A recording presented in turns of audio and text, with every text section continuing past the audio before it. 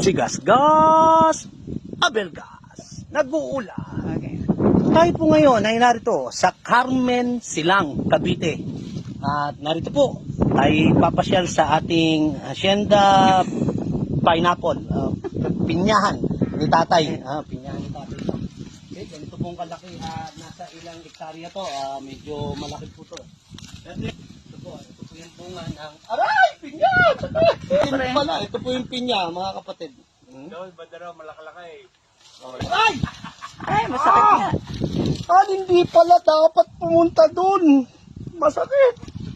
Ito, dito, marami. Sakit. Pinababa mo yung kamay mo eh. Tataas ko na eh. Mga pinya, ano? Lang guys, oh.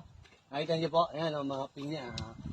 Ang pinya po, hindi po buwan yung pag-anim nito, mga kapatid. Nalaman namin kay tatay, taon yung binibilang. Pag tinanim nyo ngayon, taon pa yung bibilangin bago umani. Ngayon si po yung Kuya. panahon ng pag-ani. Si Kuya kanina, yung dala niya, yung sako, walang laman. Tapos ngayon puno na. Meron ba doon? Maraming pitas na doon, Kuya. Maraming pitas na doon. Pinipitas mo pa lang yan. Ang puno mo kagad. Ikaw nagpitas? Malupit si Kuya, puno na yung sako nyo. Okay Say guys, nice. sa lahat